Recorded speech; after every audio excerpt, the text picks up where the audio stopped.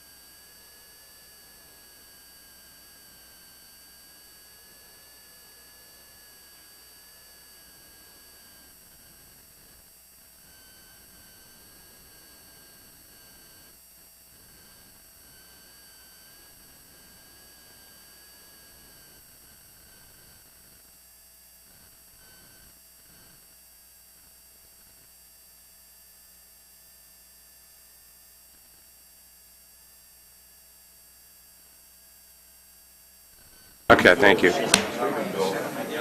I will go ahead and call the Area Plan Commission of Tippecanoe County to order for February 19th, 2025. First on the agenda is the roll call. Jackson Bogan. Present. Tracy Brown. Present. Ben Carson. Here. Jason Domkowski. Present. Jody Hamilton. Here. Larry Leverins. Diana Looper. Here. Tom Murtaugh. Present. Kathy Parker. Vicky Pearl. Present.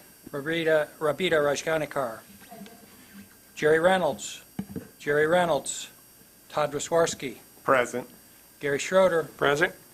Steve Schul. Present. Steve Snyder. Present. Quorum present. Very good. Briefing session, Ryan. We have one rezone case that is still waiting on some check-in paperwork. We're kind of sorting through it right now, but the others are ready to be heard.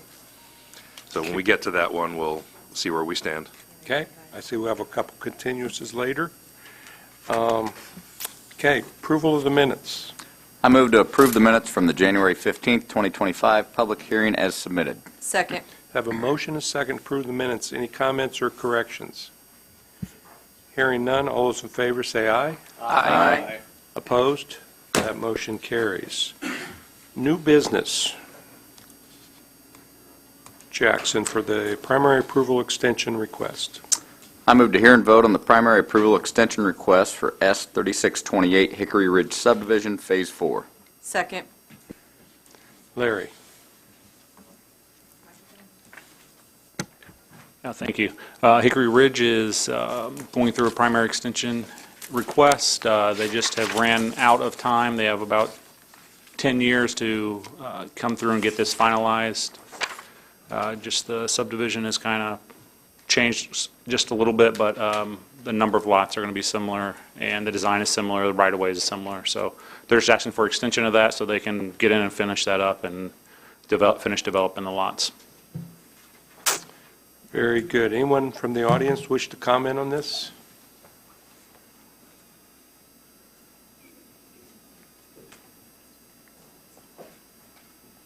Good evening, or afternoon, or evening, whatever, middle of the evening. I'm Patrick Cunningham with Vester and Associates, land surveying engineering firm across the street here, and I represent the developers. And there has been some recent activity with the developers, and they are making plans of finishing up this Hickory Ridge. It's been on the or been under development now for, as he said, about 10 years. So with that, I would ask for your approval on the extension so that the developers can finish this project up. And I'd be glad to answer any questions if you have any. Thank you. Very good. Thank you, Pat. Questions or comments from the board? Hearing none, we have a yellow ballot.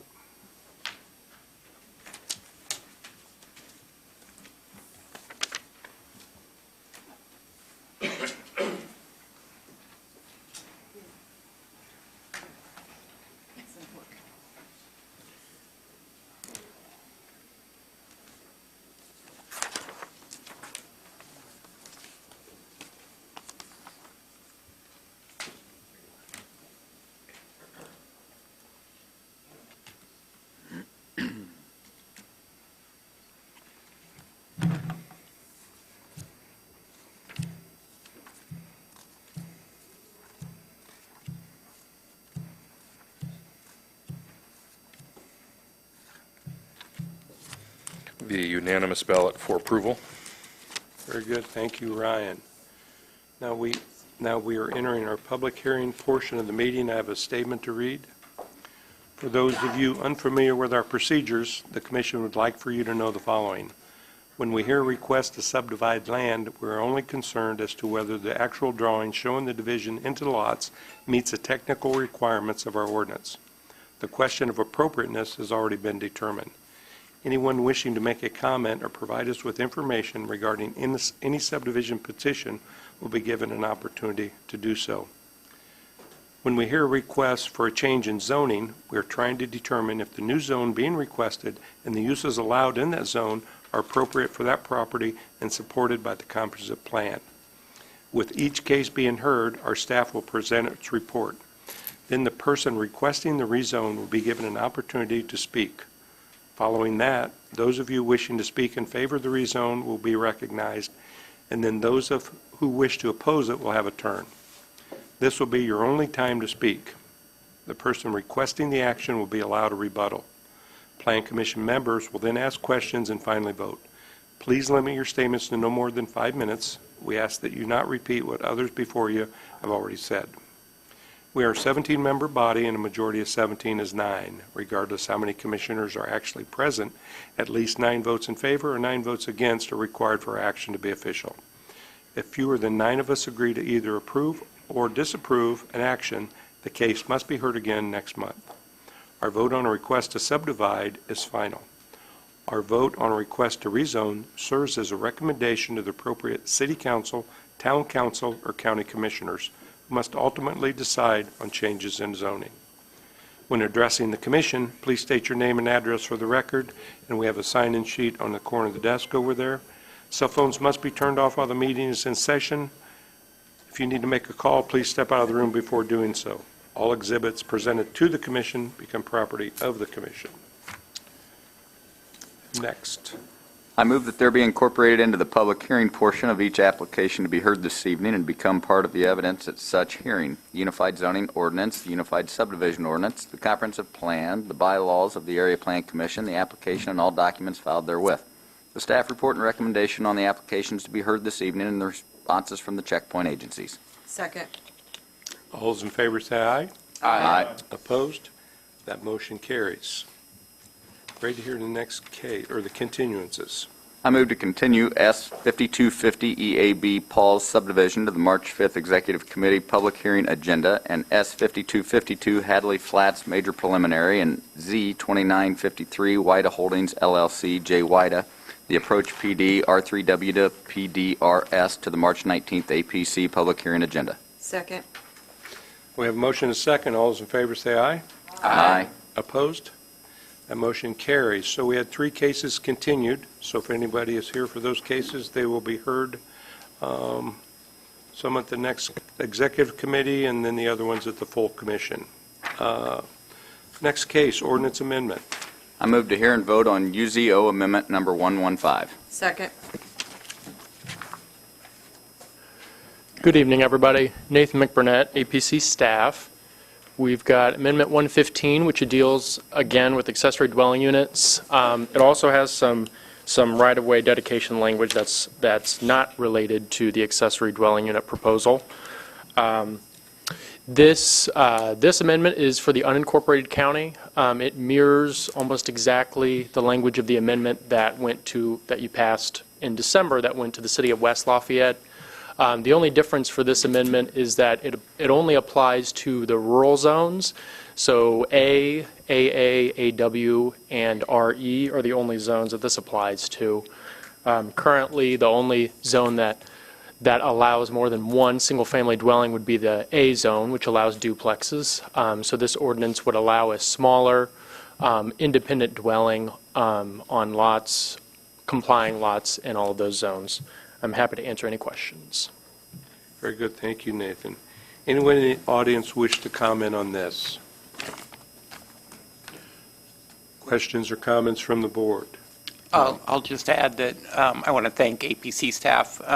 When West Lafayette started discussing this, we brought forth the idea that we might want to consider it within the county, because we've had a handful of requests within the county for folks who live in ag zones and on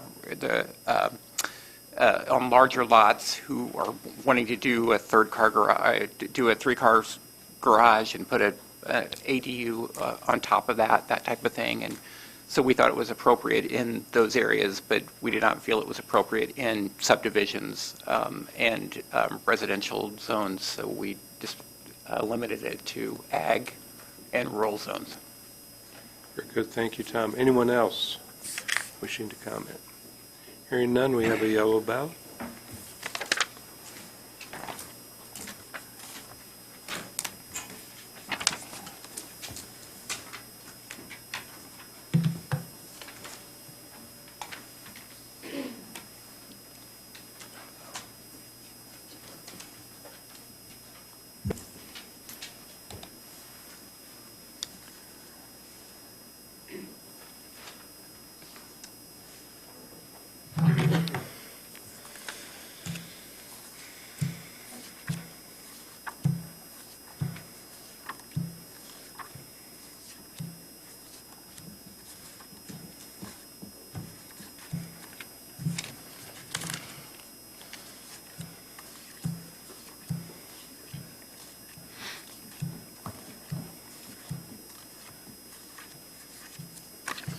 We have 12 ballots recommending approval, 1 against.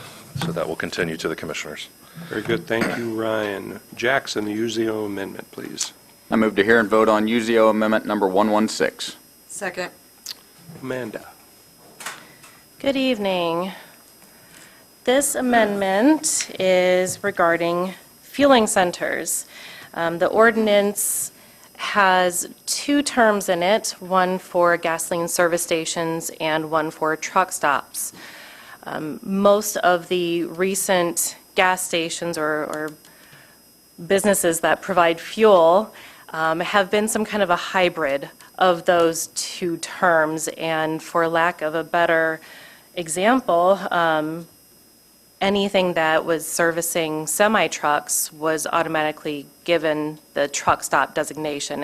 And we know that truck stops, they're a lot larger. They service many, many semi-trucks on a regular basis, and that just wasn't fair to some of those smaller operators that had fewer lanes for semis. So that's where this amendment came from.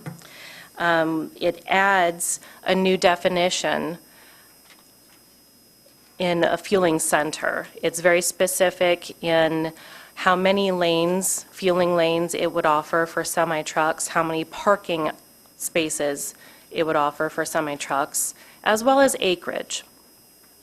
And just to give you an example, here on 43 at Battlegrounds, kind of gateway area here, we have 3 perfect examples. The one on the lower left is an example of what would be considered a truck stop. I have a site plan that's on the next slide that I can show you. The one on the east side of 43 would be classified under this new definition, fueling center. It has 4 or less lanes for semi-fueling. And then it's not outlined, but in the top left, back on the west side of 43, is just a regular gasoline service station for passenger vehicles. This is the site plan for that truck stop. As you can see on the lower portion of that, there are numerous lanes for the semis. So that's why it would be designated as a truck stop. Truck stops are only allowed in I3 and HB zones, and as I said, because we only had those two definitions, a lot of our fueling centers, or what would be considered a fueling center, were being rezoned to I3. And that's not a zoning district that we really want in many places. So that's where this is coming from, and we're adding that definition. Oh, let me go back here. So Section 1 of the ordinance would, let's see here, fix an issue in the definition, right? It would also eliminate the footnote in the permitted use table which requires truck stops in the HB zone to be separated from a residential use or zone by 1,000 feet. Section 3 would create a definition for a fueling center. Okay. Fueling center would be added to the permitted use table and would allow them by right in both GB and HB. What the ordinance committee heard 2 weeks ago also added a requirement in Section 4 of the UZO, which is a variable chapter, to require fueling centers to have a separation of 500 feet to the nearest residential use or zone, as well as a Type B buffer yard requirement. The ordinance committee chose to remove that separation requirement, and that's what we're voting on tonight. Let's see here. What we are recommending is approval if that separation is included, because we don't want it to be just for whoever is asking for a fueling center now. We want to be sure that future fueling centers, future neighbors to fueling centers are protected a little bit more than what the buffer yard requirements allow. As I said, that separation would be part of Chapter 4, which can be varied, and the BZA would hear that variance to allow a fueling center to be located closer to a residential zoning district or use than that 500 feet. So we feel that it would be best if the BZA were given that opportunity to approve or deny that, and the neighbors to come out and talk about that as well. So I am happy to answer any questions regarding this ordinance. Very good. Thank you. Amanda. Anyone from the audience wish to comment on this? Kevin. Thank you. Kevin Riley with RTS Law, representing Max Convenience Store. We had a project that kind of helped, I guess, create this situation, and we do appreciate the staff's efforts in creating a new classification of use in fueling centers. We don't disagree with the classification. We don't disagree with it being allowed by right in GB and HB. Our disagreement is with the separation of 500 feet. We think that is a decision that should be left to either the city council that's involved, the commissioners, or the town council. So we think that the amendment should be approved as presented, or as the ordinance committee recommended. So thank you. Very good. Thank you. Anyone else from the audience? Steve. Steve Clevenger, 4011 Black Forest Lane, West Lafayette, Indiana. And I just wanted to point out that both 1,000 feet and if you do include the 500 feet, the Board of Zoning Appeals, the variances are subject to a site plan, so the BZA can actually look at, well, where are these semis going to be parked? I mean, are they parked right next to the residences, or did the petitioner make an effort to move them away from the residences, and maybe a variance may or may not be granted based on that? But I did want to bring up the idea that it is subject to a site plan that is submitted when a variance is requested, and they then have to abide by that site plan if the variance is granted. Very good. Thank you. Steve. Anyone else from the audience wishing to comment on this? Questions or comments from the commission? But I just want to clarify that what came out of the ordinance was a recommendation without the 500 That is correct. separation requirement. And as I pointed out, we felt like one process, you could deal with that at the legislative. Right. They could review that, and if they felt like a separation was needed, they could either do a commitment, they could do it there, opposed to having a two-step process to getting their approval to move forward, kind of streamline it. the process, opposed to rezoning, then find out you can't do your project. Correct. Months down the road. And once again, for clarification, what we're voting on is what the ordinance committee sent forward. Thank you. Also, a point of clarification that I forgot to mention, we removed any changes to where gasoline service stations are allowed, just because we know that Lafayette's working on a resolution to study that anyway, so we removed the changes to those permitted use districts. Very good, thank you. Any other questions or comments? So, I hate to beat a dead horse, but I just want to clarify that a yes vote is without the 500 feet. This is without the 500, and it does not, what was proposed was it would have made 3 gas stations non-conforming, rarely without a path to become conforming, possibly not become conforming, so they're going to try to work on that later. So, yes, without the 500. Any other questions, comments? Just to confirm, and what, I understand the city part, but just on what we're approving tonight for those that are in the county, there's not going to be a negative, there should not be any negative effect to those that are already existing. No, we're not changing where gasoline service stations are currently allowed. We're not going to be creating any legally non-conforming lots, in other words. Very good, thank you. Anyone else? Hearing none, we have a yellow ballot.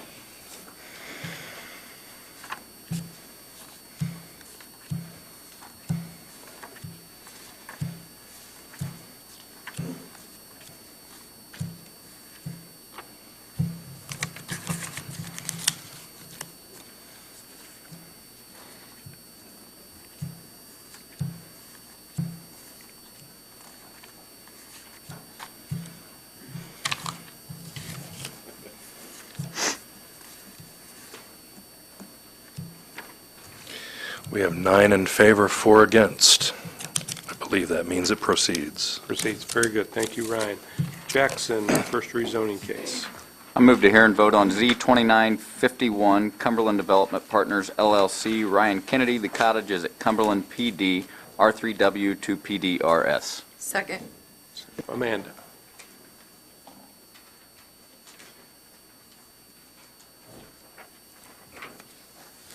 Okay, excuse me.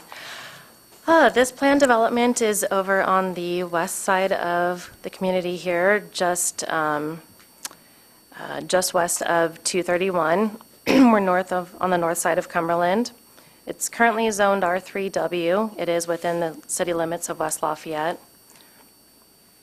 Across the street and slightly to the west is a currently under construction condo development. That's the West Heights condominiums. That was approved not too long ago.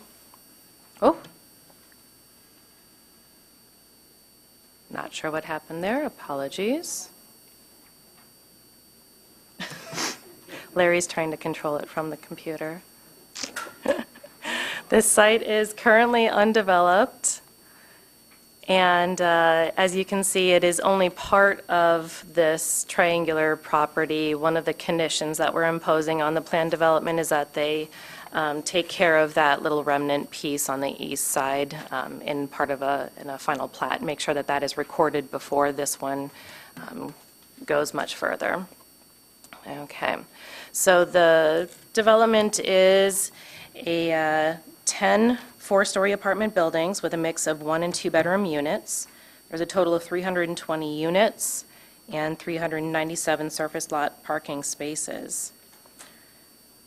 Amenities for here, they've got a clubhouse, a community patio, some grilling areas, a fitness area, dog park, pickleball courts, office and mail receptacles. We've got some images here for you to look at, floor plans. As part of this project, they are going to be providing a city bus stop along Cumberland, or a pad for a city bus stop. All of the rights-of-way have been dedicated along Cumberland since that was recently done. They've also included, I don't know if you can see it, on the upper right-hand side, a road or a connection point to the property to the north as an additional entry to that property that is currently Zone GB, I believe.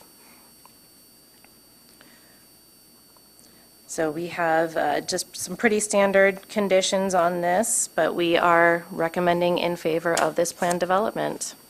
Happy to answer any questions. Very good, thank you, Amanda. Petitioner or the representative? Good evening. Chris Shellman of Gutwein Law, 250 Main Street, here on behalf of a petitioner. Ryan Kennedy and T-Bird Design are also here for any technical questions on the development. But ultimately, thank you to Amanda, the staff, city staff. Being a PD, a lot of work and time went into this, and I think led to a nice new garden-style product to be on the edge of West Lafayette, and is consistent with their overall kind of all of the above housing approach. These, cutting right to the chase, are going to be, brand new, modern, with a lot of amenities. All the buildings have elevators, making them accessible and not student-oriented. Ultimately, all the buildings are not all, but the buildings are located along the Cumberland and have access to the trail out there. We think that'll provide great connectivity to the park that's coming and really round out that area of the city. Certainly be happy to answer any questions, but respectfully request recommendation of approval. Very good, thank you. Anybody in the audience wishing to speak in favor of this petition? Anyone opposed to this petition? I got one question. Well, you have to please come forward, give us your name and address, and give us your comments, please. The only thing I had Just was- give us your name and My address. name's Dean Craig. I'm at 6225 West 400 South West Point. Is there going to be any acceleration or deceleration lanes on this? I don't see anything on the plat. I don't know. I'd say it's up to the highway department. Do you typically do that in the PD process? That's all I got. Thank you, Dean. Would you sign in over there too, if you would, please? Is that something you maybe have? We worked with the city engineer's office and determined that this is the layout that'll meet the needs of the site. Right. So I don't know if you heard that answer, Dean, but that was kind of handled with a different department at the city. They'll decide what's needed. So, anyone else wishing to speak against this? Questions or comments from the commission? I have one, sir. Yes. Do we know how many proposed beds this will be, at least a ballpark on that? Yes.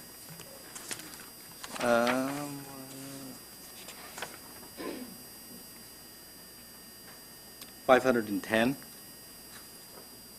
And all the leases will be by the unit, not by the bed. Thank you. Any other questions or comments?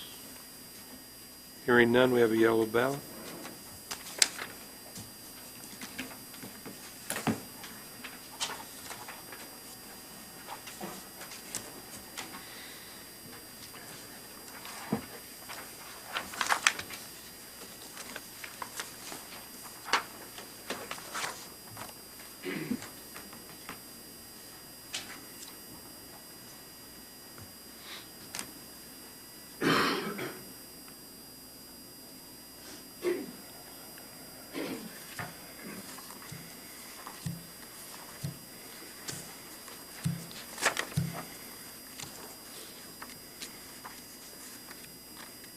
Unanimous ballot for approval, so carry on to Westside Council.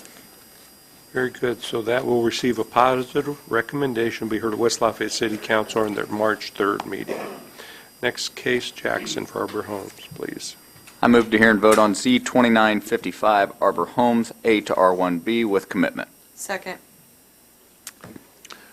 There. Petitioners seeking to rezone 105 acres for 306 lots off of County Road 500 South and adjacent to 231. Petitioners are looking to rezone to R1B, which would be 7,500 square foot lots as minimum. They've proposed a conceptual layout. They are proposing some commitments to add some buffering along 500, and in the diagram there you can see the lightly pink or purple colored lots at the front. They've committed to having R1 zone styled lot sizes in that front portion. You can see they've left a piece in the northeast corner out for future potential commercial development.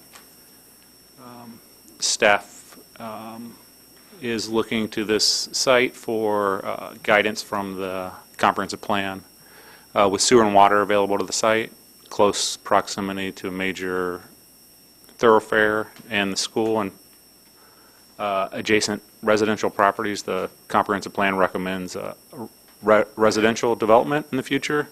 It doesn't get specific. That talks about different zones, not even single family versus multifamily, R1 or R1B, so they just make a recommendation of residential is appropriate with this area. So we're recommending approval and approval of the commitment. Very good. Thank you, Larry. Petitioner or the representative, please.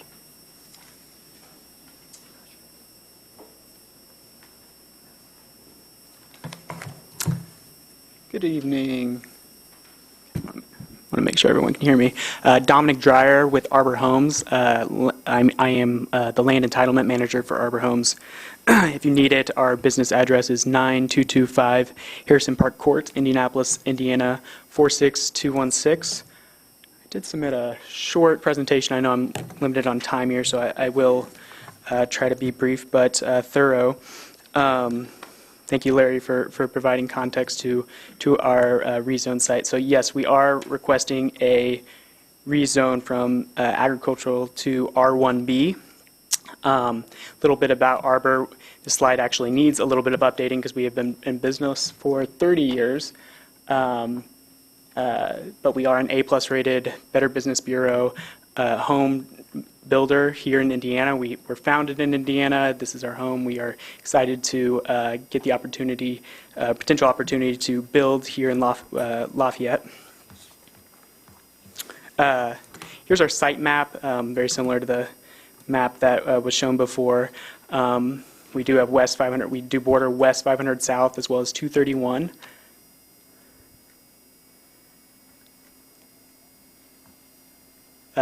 Same images as you saw before. So, but as was mentioned, we are surrounded by residential and agricultural zoning. Residential development is consistent with the comprehensive plan.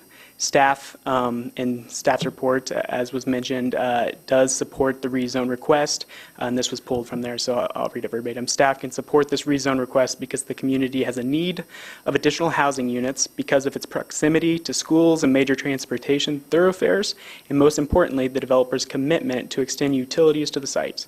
And you can see the staff recommendation is for approval. This is our proposed concept plan that we have submitted. Again, we're at 105.7 acres for the total site. The current zoning is A. We would be proposing a zoning of R1B. And I will get into our commitment for an R1 zoning for those purplish, pinkish lots up there that border the West 500 South. We are at 2.7 units an acre with a 292 lot count. On this concept plan. We have 24.7 acres of open space. This is all exclusive of stormwater.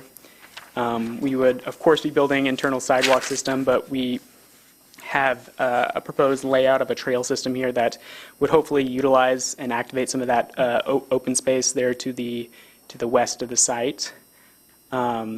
We are planning for a proposed playground, park, open space, amenity right in the center of that center oval. You can kind of see an asterisk there. In addition, we have committed to a Type A landscaping buffer along West 500 South. I'll speak more on that in a second.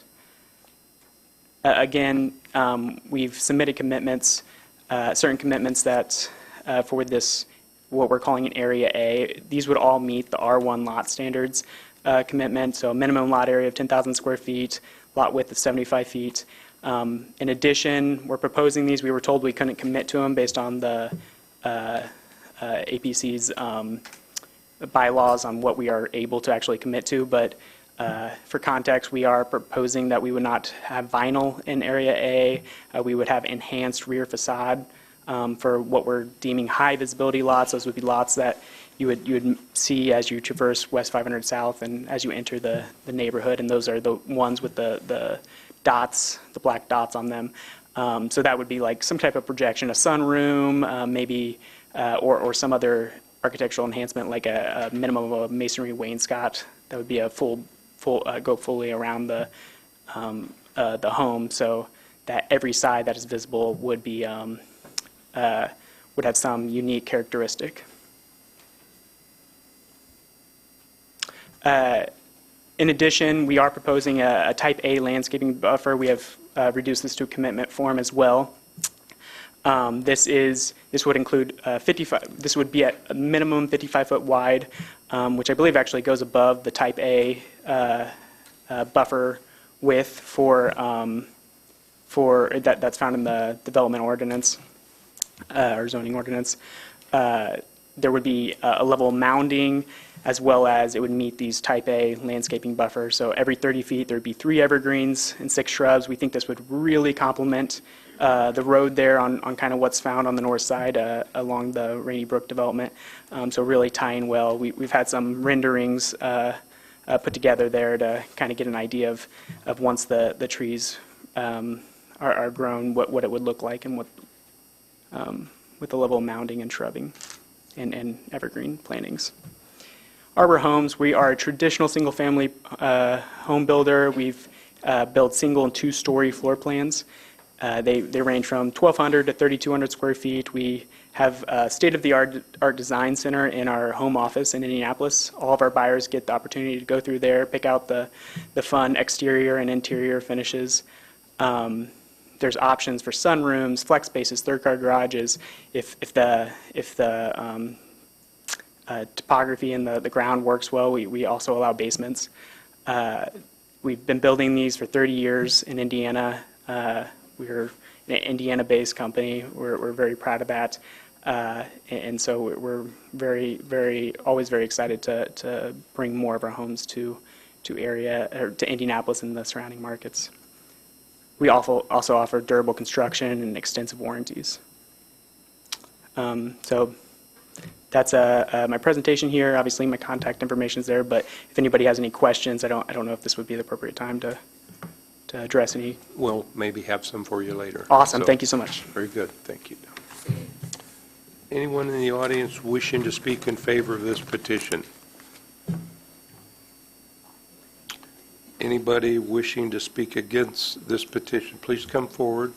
Give us your name and address for the record, and then you have a sign-in sheet on the desk, please. Thank you. My name is Marcy Spitznagel, and yes, I'm probably related to the Spitznagel that you know, the one in the back of the room. Hi, Chad. I live at 4921 Shearwater Court. My house is at the beginning of the Rainy Brook subdivision, and I look out my kitchen window and I would see this development. I've written a letter. Dear APC, you are elected to represent the people and the wishes of the people affected by this rezone request. We have provided over 600 signatures against this request, many letters against it, and many more people speaking out against it tonight. I've only heard one person in favor of it, and the person who lives outside of town, and they won't have to deal with the consequences of it, and whose only concern is making money. A similar property zoned R1B, Benjamin Crossing, has earned the reputation for high crime and low quality housing. Recently, the Tippecanoe County Sheriff's Department had to install flock cameras to monitor the area 24/7 due to the high number of crimes, including drive-by shootings, property theft, and car break-ins. Changing less than 8% of the lots in front of the proposed area to R1 size lots is not addressing the problem and is merely putting lipstick on a pig. Despite what the petitioner may claim, the neighbors have not agreed to these changes, adequately addressing their concerns. I also believe the petitioner wants this land zoned R1B, so it will be easier to get the land on the northeast end of the corner zoned general business so they can put a gas station there. We cannot be more clear about this issue, and we are against the request and ask that you listen to the evidence and concern of the people that will be affected. Thank you. Very good, thank you. Next, please.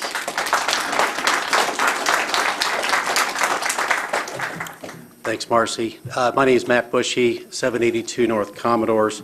I'm here also to express my strong opposition to this proposed zoning request. I believe it's incompatible with the existing character of the area, and it's in conflict with the APC's comprehensive plan and presents other concerns for our community. So I'll talk about the conflict with your current plan. So the proposed R1B zoning allows for a higher residential density than prevailing zoning in the surrounding area. This inconsistency in density sets a precedent that would negatively impact the established character of the area and is in conflict with the 2024 vision and goals of the Wabash-Tippecanoe Township's current strategic plan. Goal 3 calls for a balanced plan for township development. The objective says meet the needs of all housing types but limit higher density to areas near Purdue's campus. This higher density development does not conform to the stated objectives for the adjacent townships and may discourage existing homeowners from investing in property improvements that enhance the historical character of the area.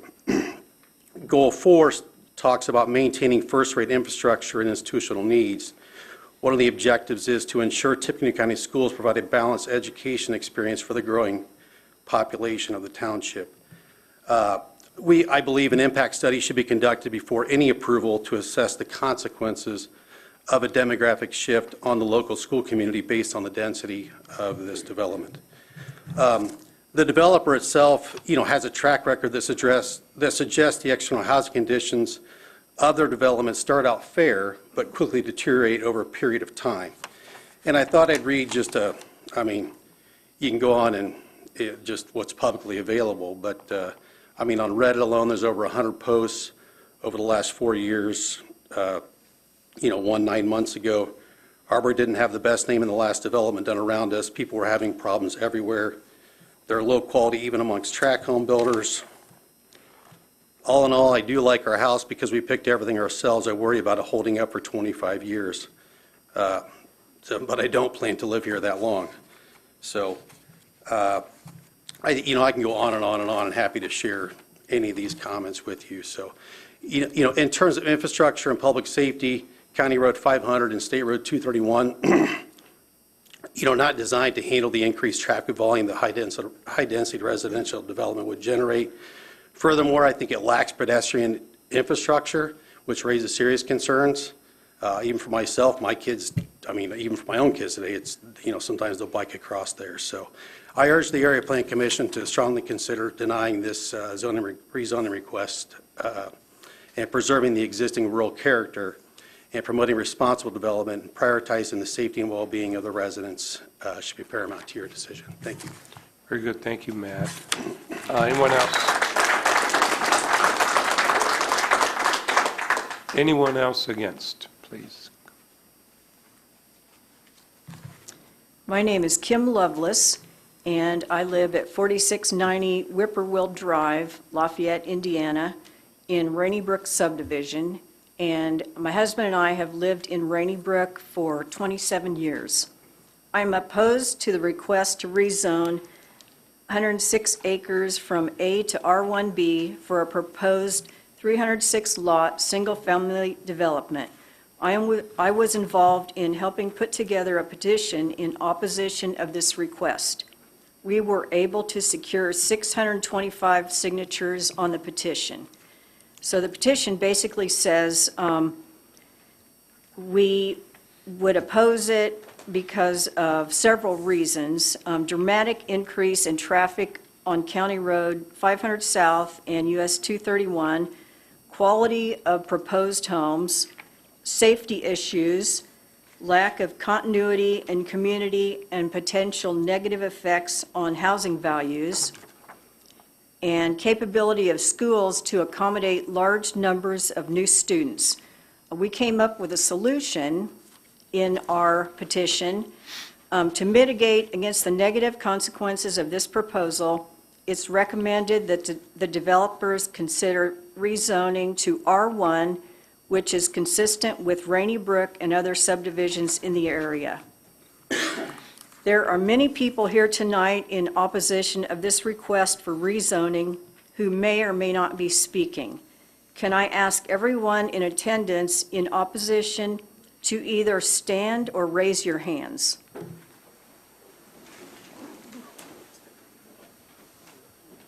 Thank you. It's my understanding that R1B current standard allows for minimum 50-foot wide lots. The closest R1B development to Rainy Brook under the current standard is Benjamin Crossing subdivision on Concord Road. And I won't go into that because Marcy talked about that. Benjamin Crossing is about 3.5 miles from the proposed Arbor Homes. Benjamin Crossing is walking distance to Walmart and other shopping. There would be no stores within walking distance of the Arbor Homes subdivision. There are no sidewalks or walking trails along 500 South. There's no public transportation available to the proposed Arbor Homes subdivision. The previous R1B standard has 60-foot wide lots. Stratford Glen, just west of McCutcheon, is zoned R1B under the old standard 60-foot wide lots. For comparison, the new lots just north of Rainy Brook are zoned R1 and 80 feet wide.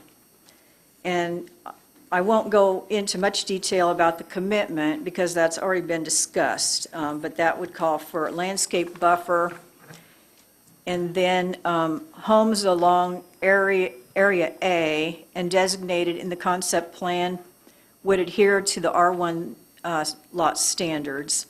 But even with the commitment, there will still be approximately 300 smaller lots in the back of the subdivision. There will still be 306 homes on 106 acres. 2 vehicles for each house would be about 600 vehicles.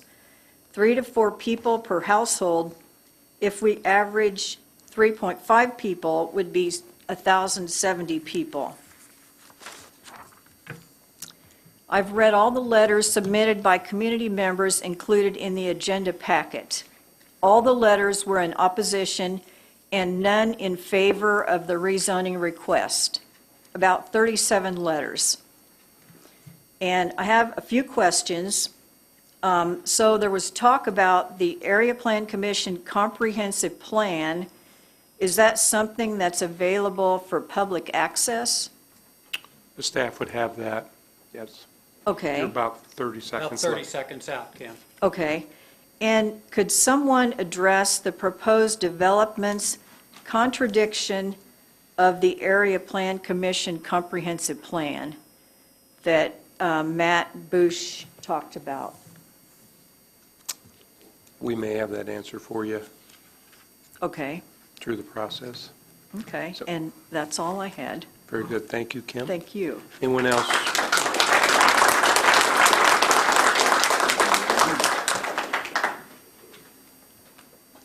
Good evening, Tim Balanceifer, 4430 Admirals Point Drive. I've lived in Rainy Brook for 31 years.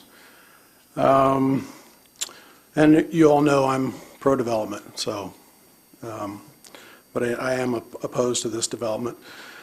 Staff report says the comprehensive plan recommends residential future due to availability of utilities, and the developer has agreed to extend utilities. I'm the one who brought up the water issue in the area because our development was already planned, and we were concerned that the water supply, based on communications with the city, that water supply wouldn't be available. And we've got 115 acres to develop already.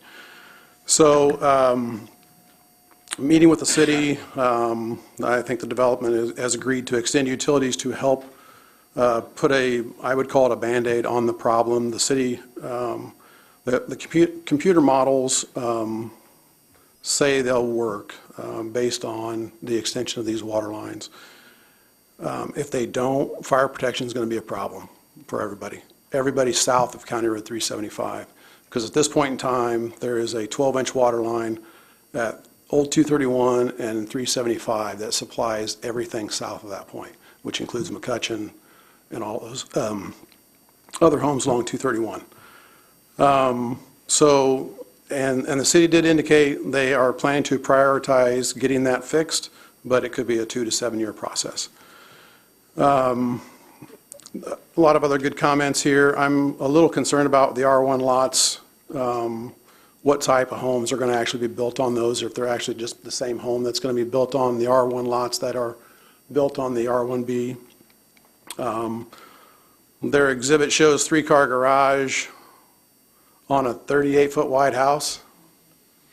So the lot's 50 foot wide with 6-foot setbacks. That's 38 feet.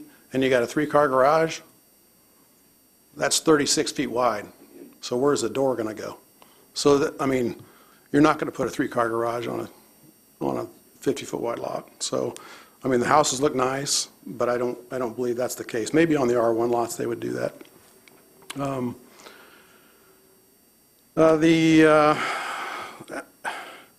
And I own property in Weaw Township, even though I live in Union Township, adjacent to this, even though our neighborhood is in Union Township. But I would request that Weaw Township have a land use study. And if I recall, rezone requests were made in Wabash and Tippecanoe Township several years ago, but were postponed due to the studies that were currently ongoing. These studies included multiple public meetings and input from many Tippecanoe County stakeholders, and I would request that the same opportunity be provided to the people who live in Weaw Township. As a property owner, I request the rezone be denied until a land use study can be completed. Thanks. Very good. Thank you, Tim.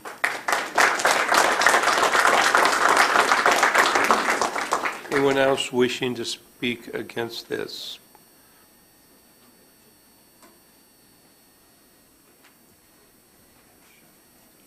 Good evening. My name is Debbie Elsner. I live at 900 Commodore Circle in Rainy Brook. And most everybody has touched all of my points. I'd like to expand on one. A lot of my background has been in emergency services, disaster services. I do have a concern about the fact that we are serviced out there in Rainy Brook and then in this additional area with 1,000 plus more people potentially by one small volunteer, very capable fire department. I understand the fire service water issue was mentioned, but I think we also should consider the fact that the density of the people and the additional people. I think the emergency services should be something else that's also studied. That's all I'd like to say, other than we are vehemently opposed to this. Very good. Thank you, Debbie. Anyone else wishing to speak against this? Anyone else opposed? We have one. My name is Dan Michaels, live at 565 Admirals Point Drive in Rainy Brook. I don't have anything prepared, so I might ramble a little bit, so I apologize. I'm concerned about what's been brought up already, traffic, property values. But what I'd like to touch base on right now is a little bit more on the education side. You guys are probably thinking, what's this old guy worried about education for? You're right, my kids are adults, but I do have a granddaughter that goes to Mayflower Mill. She's in first grade. And I help there on Tuesday mornings, helping in her class, helping the teacher. I did it when she was in kindergarten as well. So you've got a classroom with one teacher and 18 to 20 kids in it. And it's a big job for the teachers. And so I go in and try to help. But so that's kind of where we're at now. So if this subdivision goes through, and I'm just going to use rough numbers, it sounds like 300 houses. And they're probably, if it's like Benjamin Crossing, that's what's been talked about, they're probably starter homes. Starter homes means Younger families. Younger families means younger kids. So it's going to be a big influx of kids for elementary age, which is what I'm familiar with right now. So approximately 300 houses, let's just throw out 100 of those 300 have one elementary age kid, 2, 3, I don't know. Let's use 1.5 as an average. So that's 150 elementary age kids that are going to show up. So I think elementary is kindergarten through 5th grade. I'm an old guy, so elementary was kindergarten through 6th grade. Junior high was 7th, 8th, and 9th. High school, 10, 11, 12. But I think that's 6 grades, 150 kids. That's 25 kids a grade. It's probably 3 classes a grade, so that's 8 kids plus for every class. So now that teacher, instead of looking at 18 kids, is going to be looking at 26 or so, something like that. So I think before anything is done, somebody needs to do a comprehensive study to make sure our school system can handle it. I don't know what's going on at Mentani. I know what it's like at Mayflower. And I think the study needs to be comprehensive, not pay a few $1,000s to a consultant to say, yeah, we got this many square feet, we got so many heads square feet, I think you're good. I think you need to talk to superintendent, principals, teachers, parents, and find out if the school system can really handle it before you go any further. So that's my request. Appreciate you listening to me. Thank you. Thank you, Dan. Anyone else wishing to speak against this?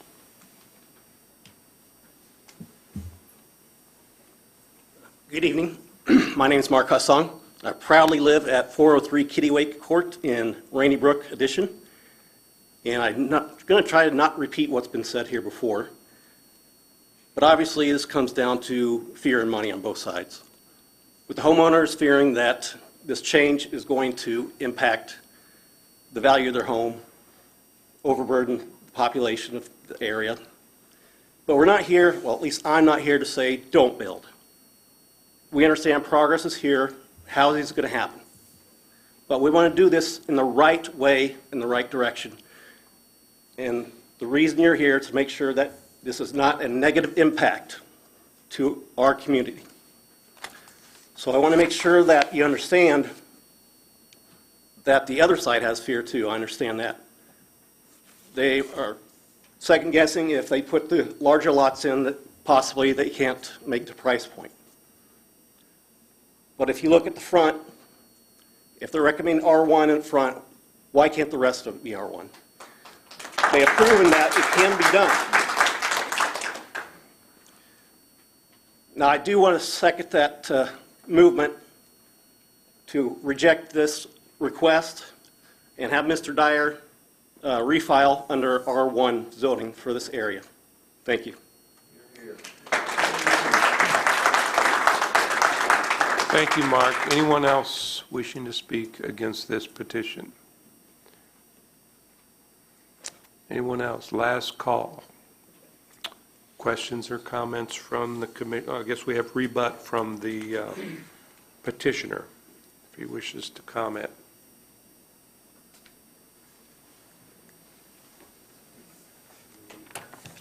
Thank you.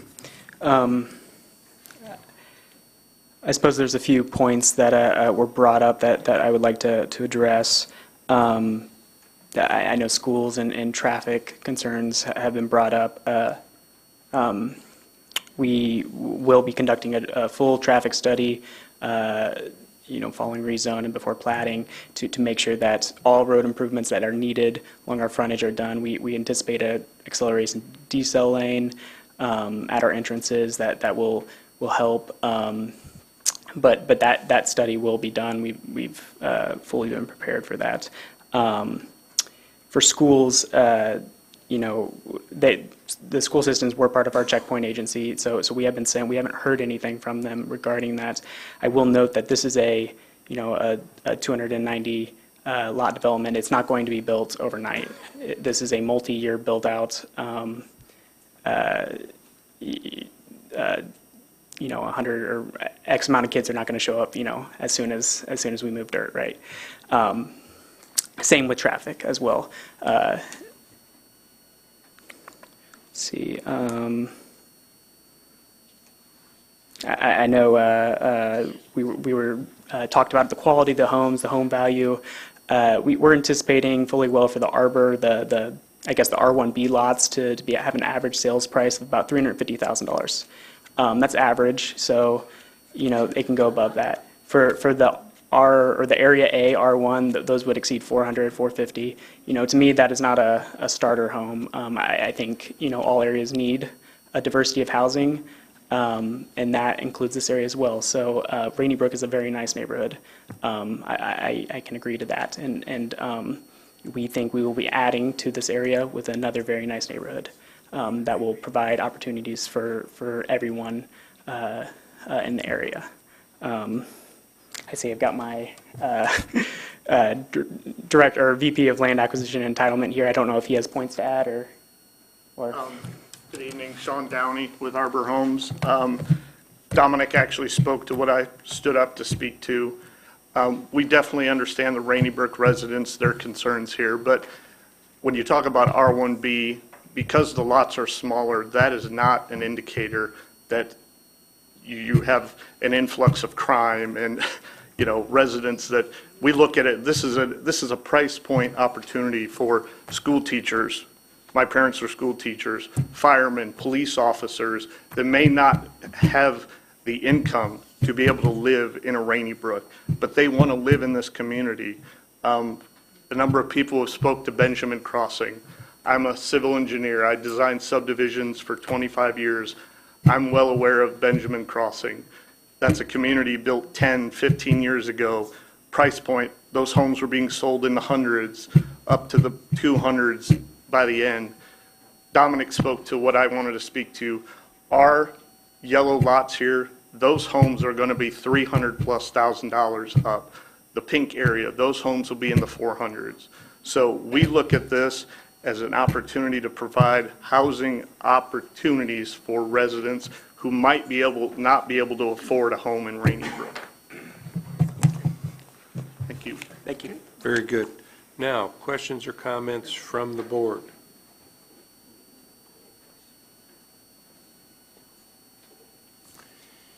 Hearing none, now we have two ballots.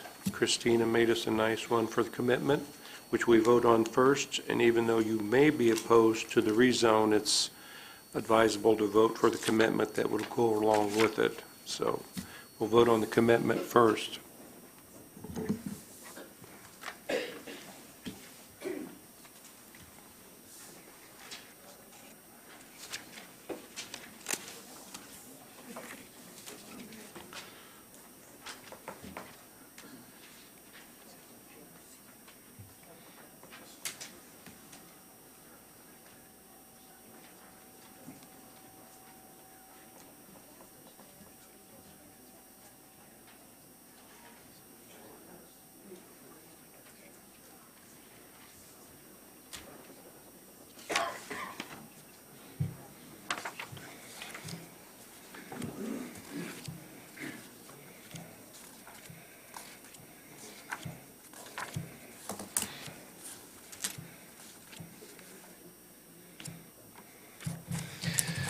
A unanimous ballot of approval for the commitment.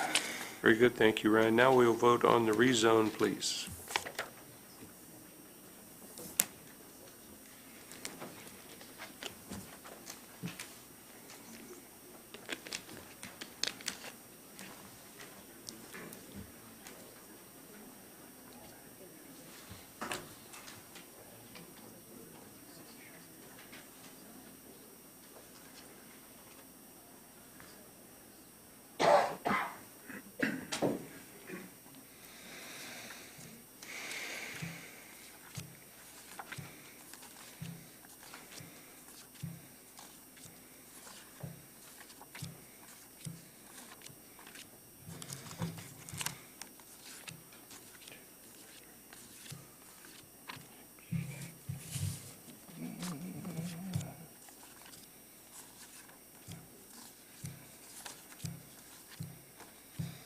We have 6 in favor, 7 against.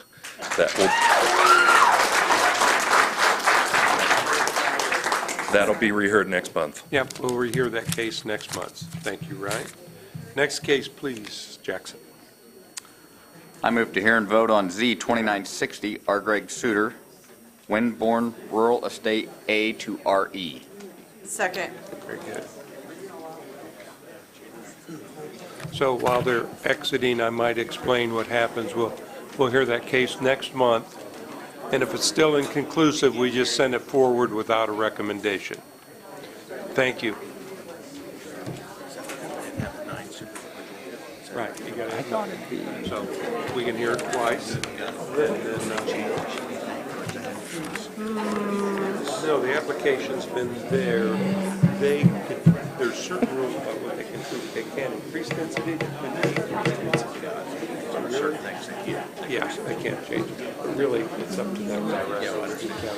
So, I mean, we just make advisories. He didn't speak, so I'm sure they talked about that. Yeah, yeah. It would. And I'm, they may end up there. We'll see. So. If you could take your conversations out into the hallway. We've got more cases, please. Yeah. Sorry, Ryan, I'm goofing off. Okay, Ryan, go ahead. Just speak loudly. Okay. Is it already on the floor? Yes. I must have missed that. We have Okay. a motion and a second. Okay, thank you. All right. We are located here on the east side of County Road 100 East, north of 750.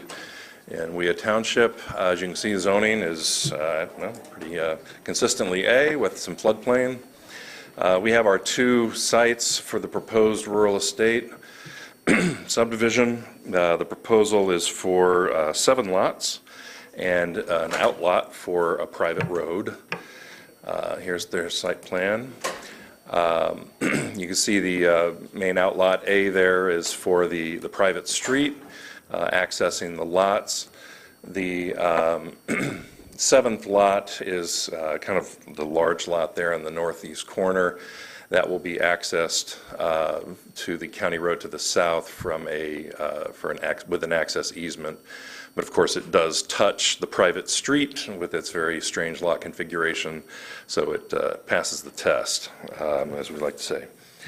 So, in terms of the standards for a rural estate subdivision are very crystal clear. We lay them out in the staff report in terms of distance from public sewer, amount of forested area, untilled land. It meets all of those tests. So there's not a lot to discuss. And in our opinion, it meets the standard for the rural estate subdivision.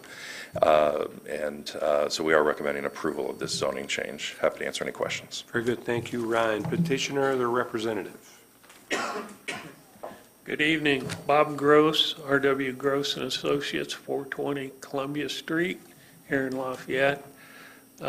Really, the plat kind of speaks for itself. If you've got any questions, I'm available, or the owner, Greg Suter's available for questions.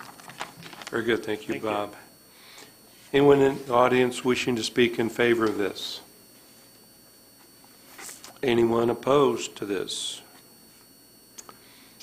I suppose there's no rebut to those oppositions.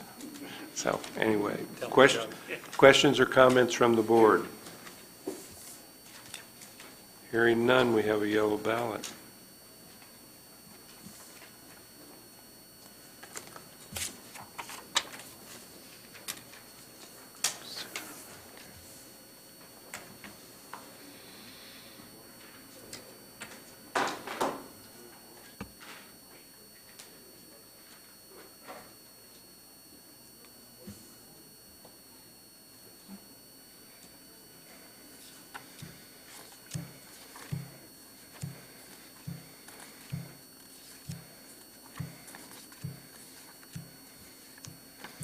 We have a unanimous ballot for approval. Very good. Thank you, Carry on to the Ryan. commissioners. That'll be heard at the county commissioners meeting on March 3rd with a positive recommendation. Jackson, ready for your next case, please. I move to hear and vote on Z 2962, Tippecanoe School Corporation, HB and R1 to GB with commitment. Second. Good evening, Christine Rail. Tippecanoe School Corporation requests for GB zoning with a commitment. This site is bound by Elston Road, Old Romney Road, US 231, and US 52 in Lafayette. R1 zoning is on the west half of the subject site, and the eastern half of the subject land is HB zoning. R1 zoning is located along both Elston Road and Old Romney Road, and beyond this block is a combination of zones including R1, R3, GB, and I3. Several single-family homes can be found along the eastern and northern edge of the property along Old Romney Road and Elston Road, respectively. Beyond this block, multifamily developments are located to the northwest, east, and south. Additional single-family homes and businesses fill the rest of this area. This land has been agricultural production for many decades, and city utilities surround the site. While the school corporation has not given any plans for the property, the GB zone request would allow for a range of school or secondary services. A zoning commitment submitted with this petition would prohibit some uses that could be inappropriate for the area of town, for this area of town. Given the list of prohibited uses with this rezone request, surrounding land uses, and available utilities, staff can recommend approval for the GB zone for this property. Oops. And we'll answer any questions. Very good, thank you. Petitioner or the representative? Hi, Jim Olds, Stuart Brannigan, 300 Main Street. I represent TSC, Tippecanoe School Corporation. TSC has a pending purchase agreement to purchase this property from the Hack family. We appreciate the encouragement that we've received from the city thus far, also the positive recommendation from APC. Happy to answer any questions if you have any. Very good, thank you, Jim. Anyone in the audience wishing to speak in favor of this? Anyone opposed to this? Questions or comments from the board? So once again, we have a commitment that we'll vote on first, and then we'll vote on the rezone. So yellow ballot, please.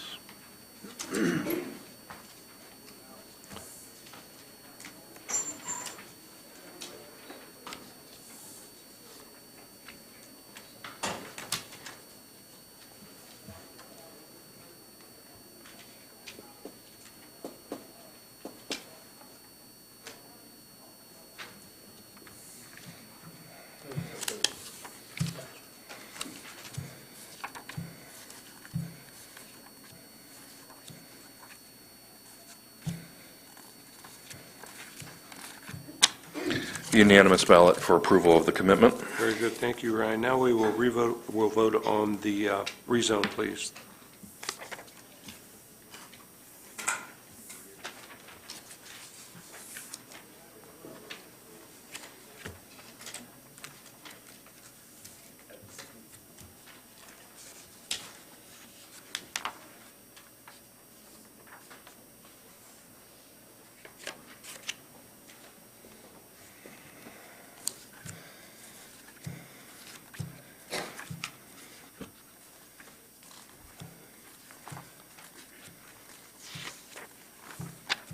And we have unanimous ballot recommending approval of the rezone.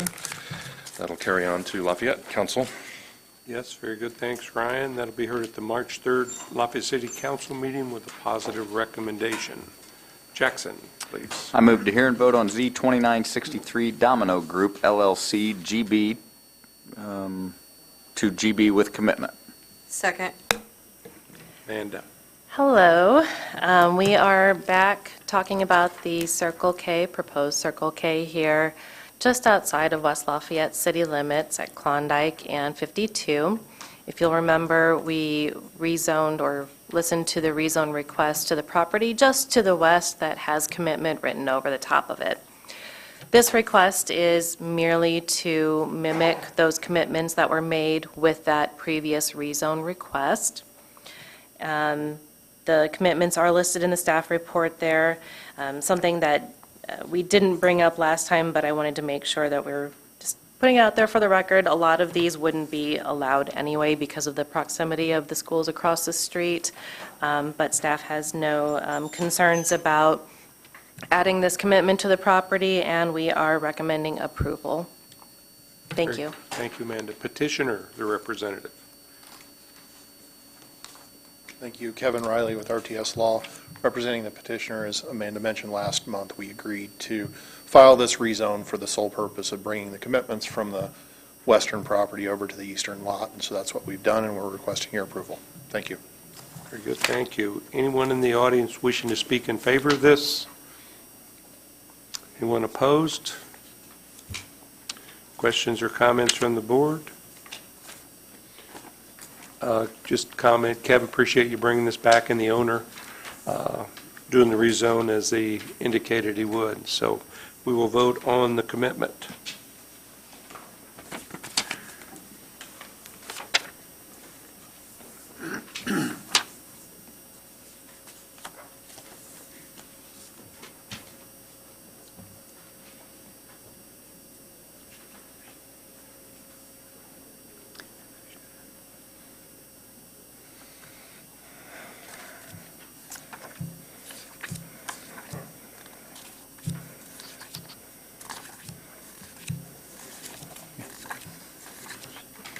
We have a unanimous ballot for the commitment. Very good, so we'll vote on the rezone now? Well, you're rezoning with the commitment. This is actually, So it is an actual rezone it's actually, with the commitment. So it's a different piece of property. This is next door. That was already zoned GB, so we're just adding the commitment to that GB parcel. Yeah. Correct. It's Just adding the commitment. Yep. Good question, though. I told him to ask that. You did? Because you didn't want to? Yeah, he'll appreciate that.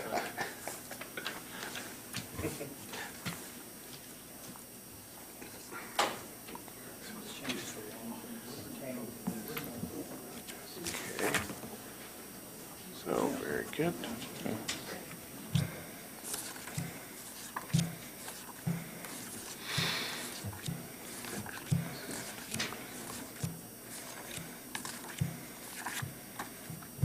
We have 12 votes in favor of the rezone, 1 against. Very good. So that receives a positive recommendation. Will be heard at the March 3rd County Commissioners meeting. Next case, please. RSK Property Management. I move to hear and vote on Z2964 RSK Property Management LLC R2 to R1T. Second. Okay, RSK Property Management is requesting the R1T, which is Townhouse Single Family Residential Zone.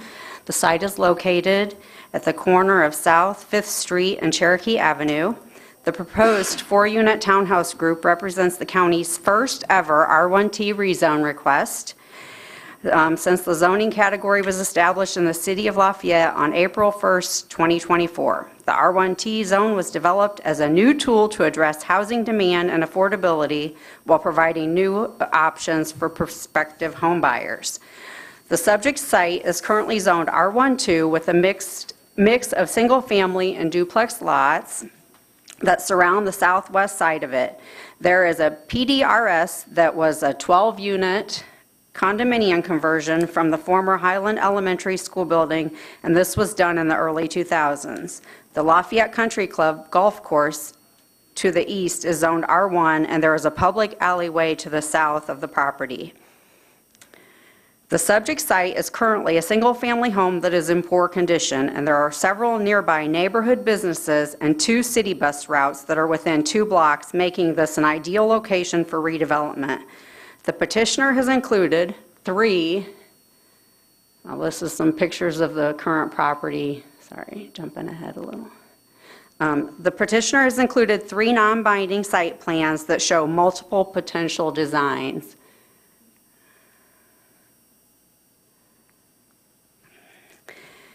Given that the surrounding R2 zone properties include a mix of single-family and two-family dwellings, a 4-unit townhouse group would provide gentle density that fits the neighborhood's existing character while enabling redevelopment on a site where it is much needed.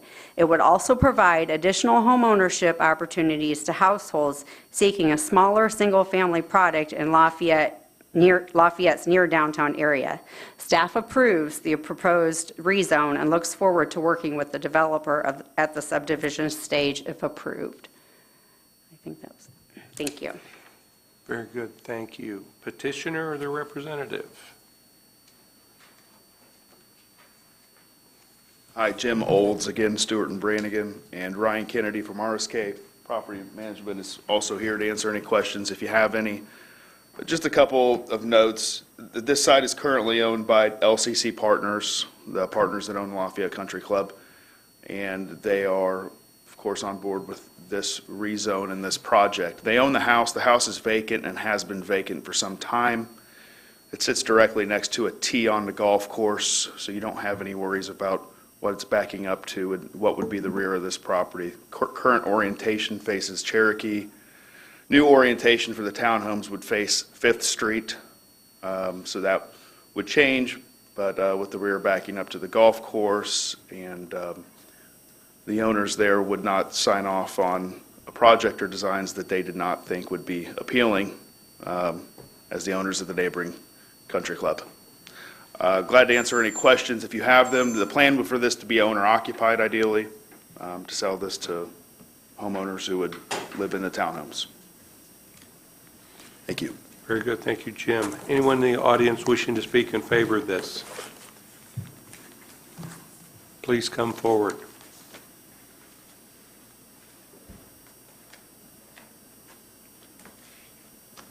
Good evening. My name is Steve Fee. I live at 1320 South 5th Street, and the property that I'm in reference to there is 1317 South 5th Street. If you're looking at the diagram, directly to the south of the alleyway is a house that I grew up in the late 50s. I've lived in the neighborhood since the late 50s, so about 65 years now. One of my concerns, although I'm in favor of this project, so I like it, I think it's a good enhancement to the neighborhood, I see some favorable things, but I do have some concerns. One of the major concerns is parking.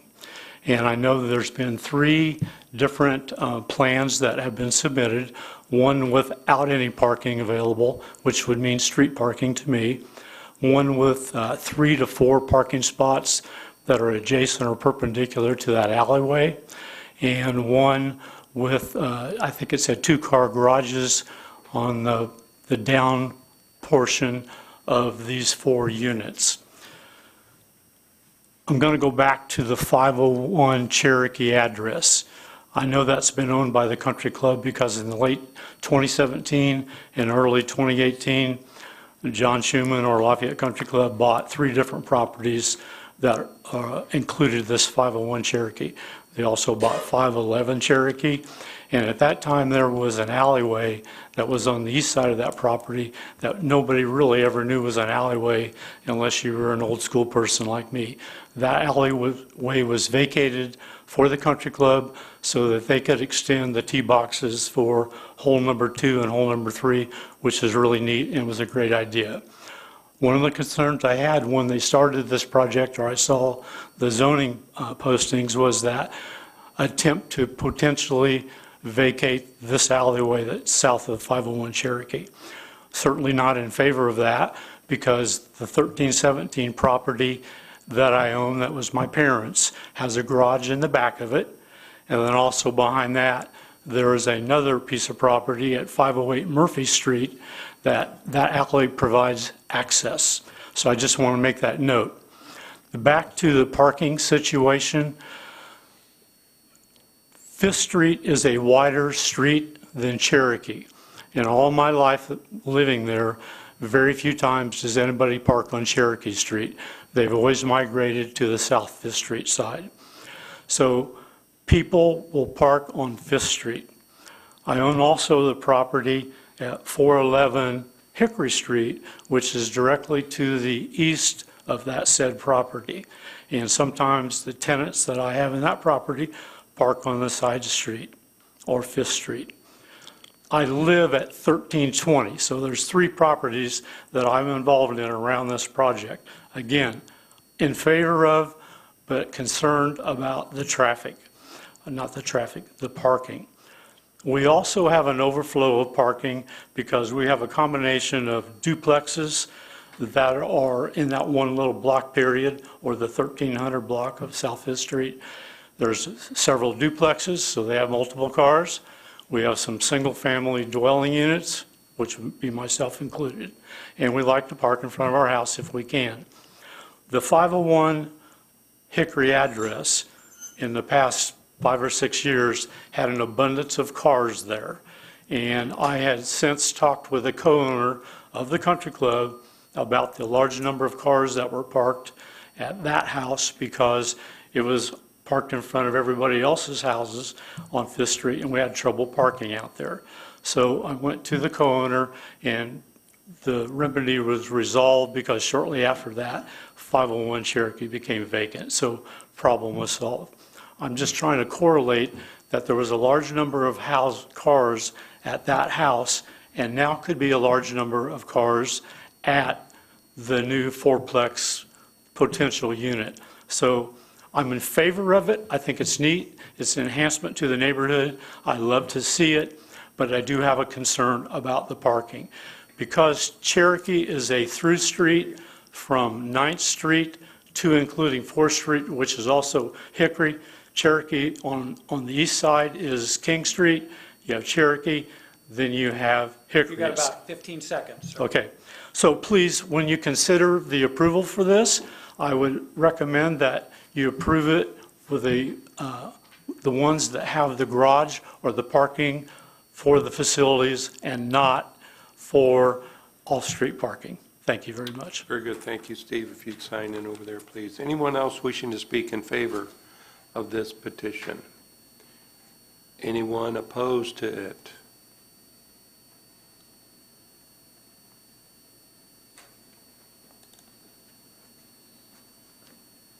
Matt Widmer, 615 Owen Street. I'm more, I guess, on the learning about it side, like he was. My house is directly catty corner. I can see the second hole tee box from my back window. So I was really surprised when I saw this coming across the docket. I was curious, with a rezone, shouldn't there be mailers issued, or is that only for subdivision? I think so. You'd have to check with the staff about that. Okay. Well, I talked to quite a few people around me, and nobody really knew about it, so we're kind of surprised about that. I'm not in super opposition of it like him. We walk around Cherokee quite frequently, and I agree there's not a lot of parking on Cherokee Street. So I'd be, I guess, more in favor of the tighter setback off Cherokee with either the side parking or the garage parking. I also noted that it was 28-foot proposed height, but this obviously isn't a set plan yet.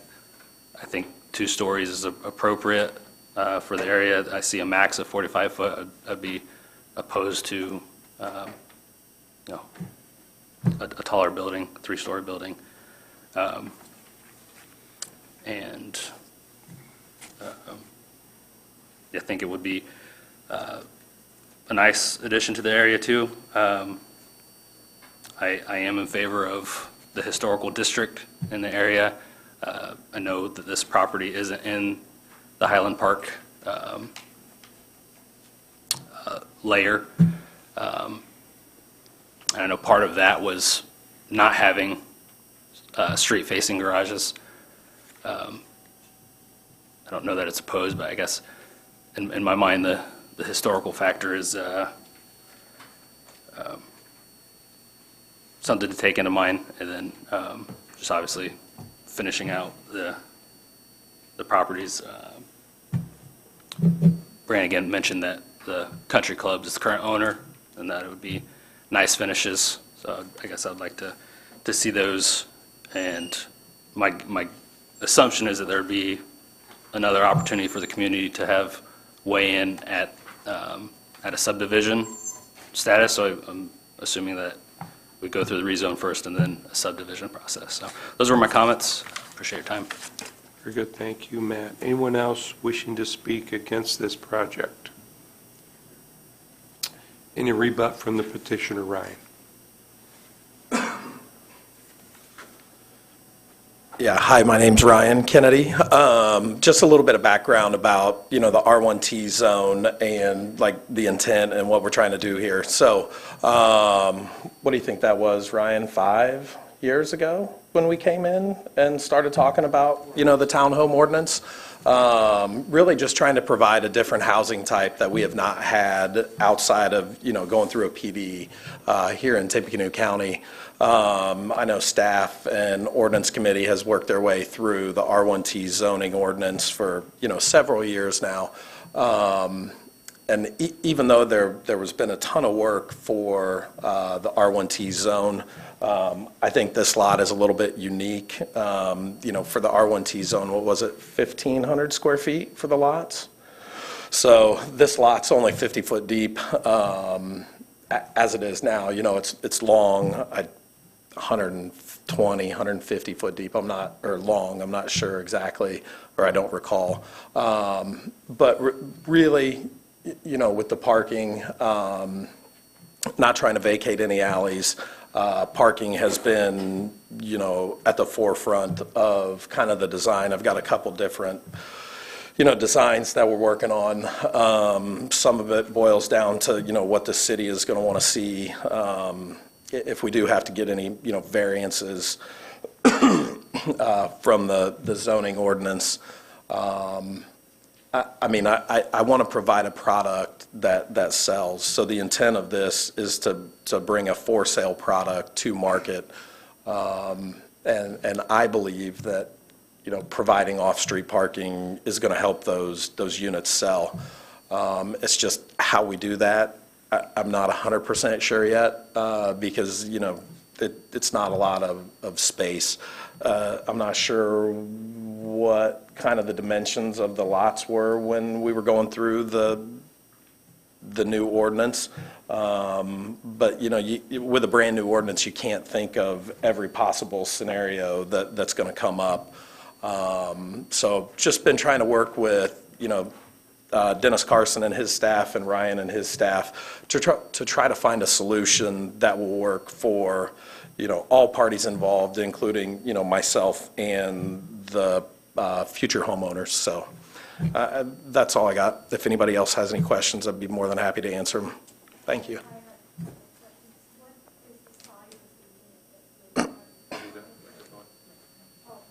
Thank you. What's the size of the unit that you're thinking about at this point? Yeah, so the two end units are going to be a little bit different. So the minimum lot size for R1T is 1,500 square feet, and with the lot being only 50 foot deep, the two middle units have to be 30 feet wide, or the two middle lots have to be 30 feet wide, and the two end lots, the units themselves aren't going to be quite as wide because there's more land mass, around them. And I don't have design, finalized yet, but I'm guessing somewhere in like that 12 to 1,500 square feet on the structure itself, because you're going to have 2 floors. Are you able to share the tentative sale price at this point? I would like to keep it under 300,000. I think that would be a good, fit for the neighborhood. The intent is to breathe some new life into the neighborhood. I'm not sure when the last, house was built in that area, but it's probably been, quite some time. Very good. Any other questions, comments from the commission? All right, thank you. Thank you, Ryan. So we have a yellow ballot.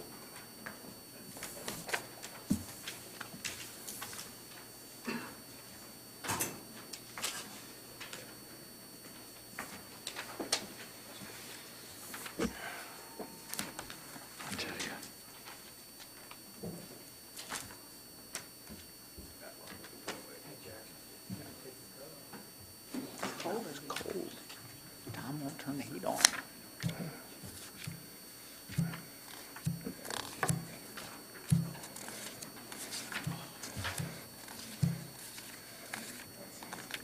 We have a unanimous ballot for approval. 13, very good. Thank you, Ryan. So that'll go to the Lafayette City Council on March 3rd with a positive recommendation. So administrative matters. Delighted to present Nathan and Margaret. They're going to run through kind of the next generation of the student rental study that I've been giving to you for like a dozen years. So it's going to get a new look. So take it away. Thank you.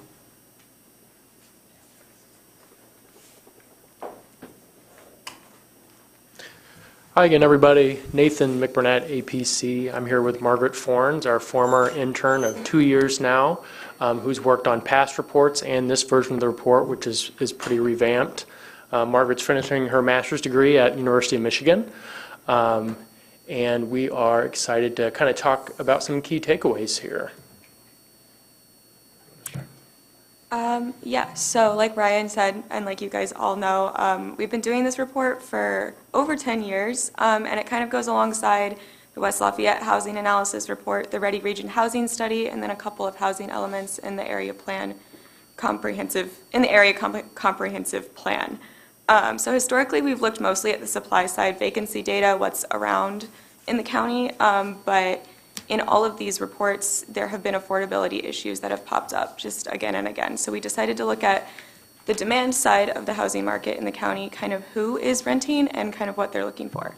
So we looked at these 4 different things: renter demographics, rent burden throughout the county, student renters from Purdue, subsidized housing, and then workforce composition across the county to kind of redefine who the renters are in the county, and then what affordability might mean to them, either through cost or through aid, vouchers, and housing aid.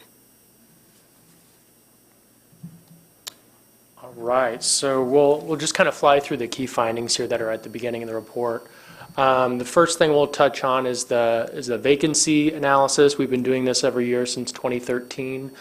This year, the West Lafayette area vacancy rate is at 1.17%.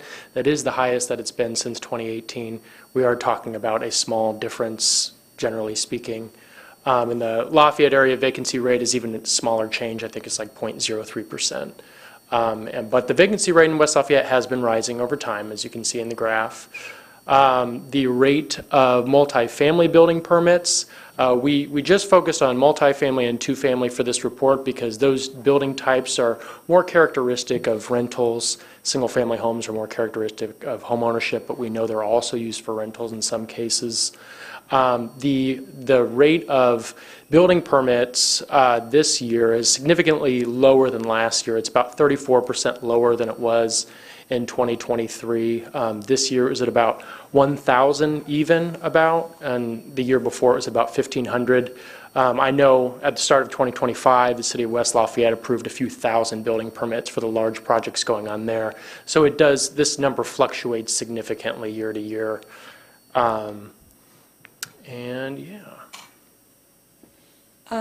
So Housing and Urban Development defines rent burden as if a renter spends over 30% of their income on rent and utility fees. So using that as kind of our metric, we started just by looking at income. In Tippecanoe County, we compared it to the state of Indiana, which is the top line, and then all of the below lines are similar counties across the state. So each one of those counties has a large student population, the same way that Tippecanoe County does. We have IU, Ball State, Notre Dame. Those are the corresponding counties. So we see median income growing over time, but what we show kind of like a snapshot of in the below graph is that rent price has been growing over time and has been outpacing that. So that looks different for different demographic groups. So this lower group is just rent burden by race and ethnicity in Tippecanoe County over the same period of time. So bear with me, the green line in Tippecanoe County on the top graph, you can see it increasing over time, fluctuating a little bit, not really significantly though, but then in the bottom graph, as that line gradually increases in Tippecanoe County, the rent burden fluctuates greatly depending on the demographic of the renter. just to kind of dive deeper into the demographics of renters, because this is an important point. Nationally, the racial demographics with the highest rate of rentership, or racial or ethnic demographics with the highest rate of rentership, are African Americans and Hispanic or Latinos. Their rates of rentership are at about 55% of the overall demographic and 49% of the overall demographic, respectively.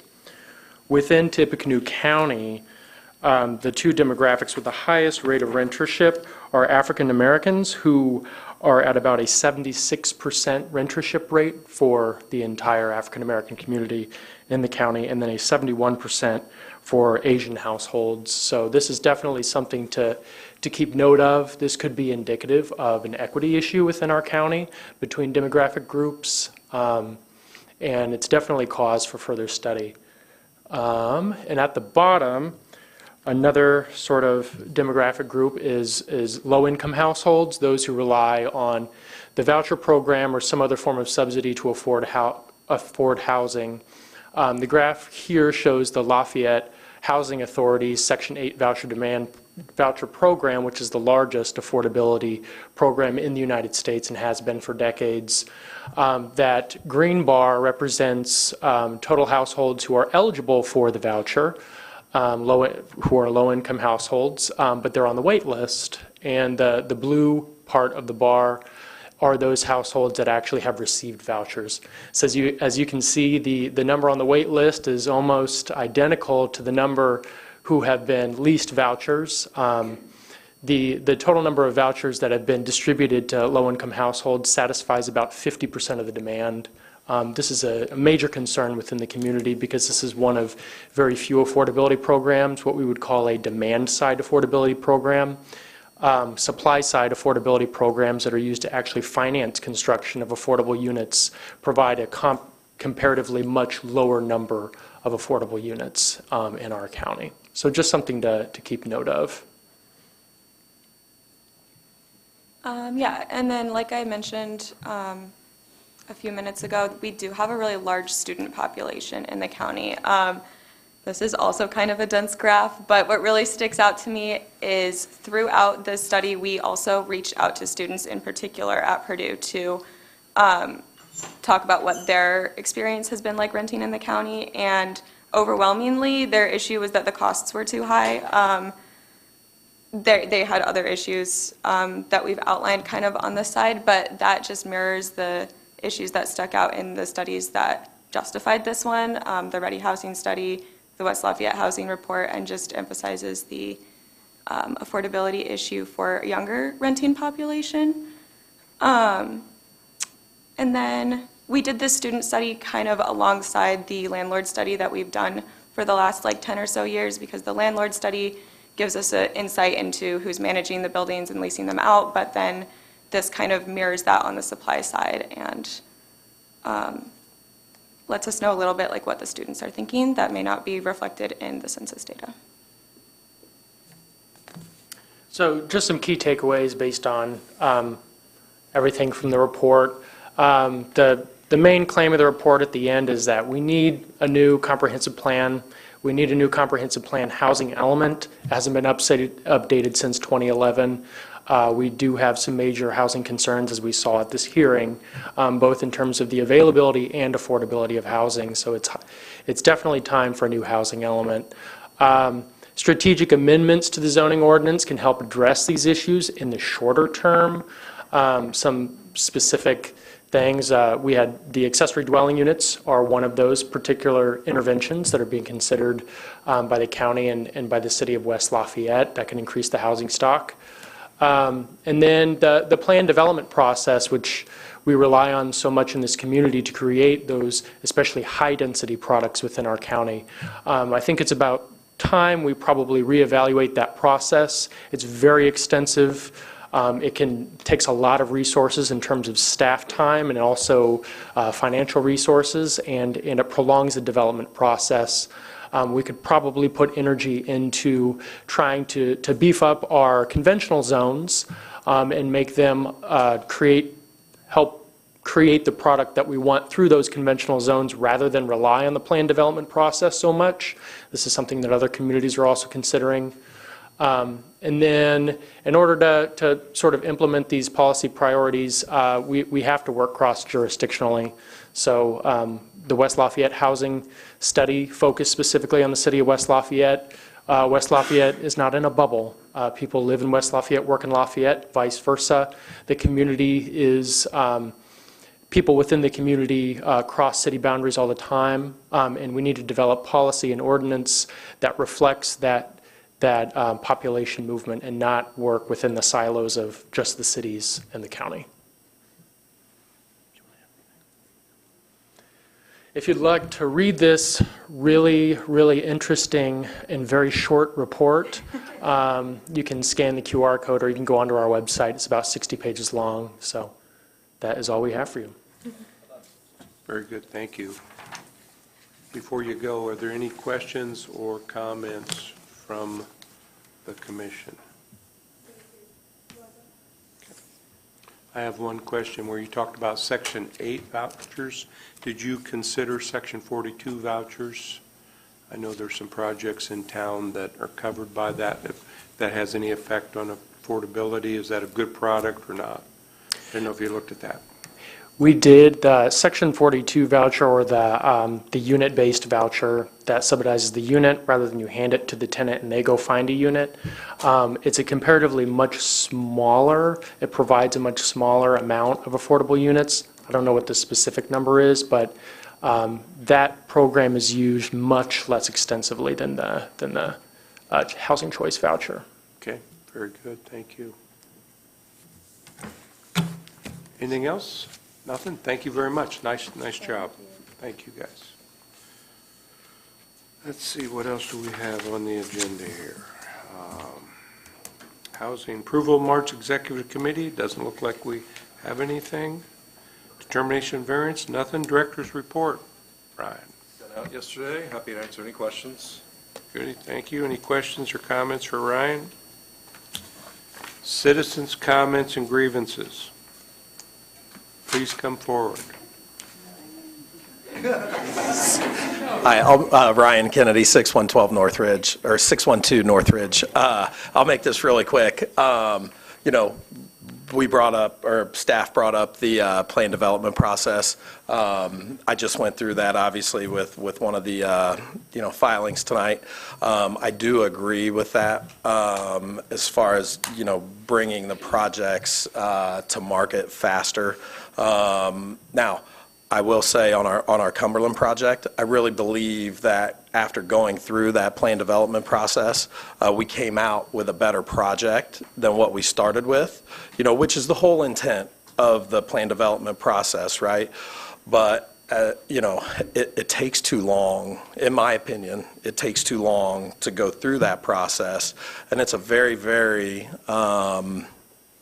cost-intensive process where we're spending a lot of money, up front on design fees before we actually know if we have a project. So don't know what the answer, to that is as far as, the process of making, the private development community happy and making, the city happy and getting projects that everybody, can be proud of.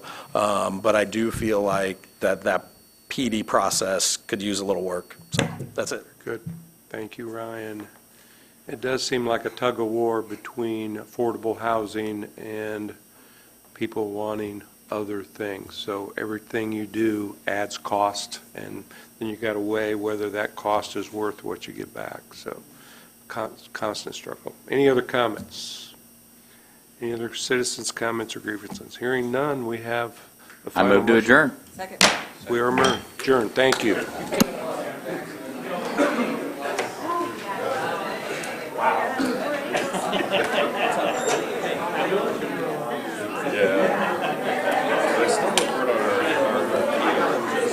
Trying to get our attorney to see if we can get the other attorney to disclose it and move on.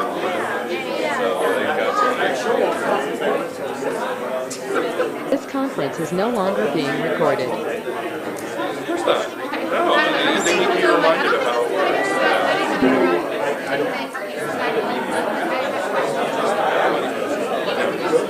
Yeah, the site plan is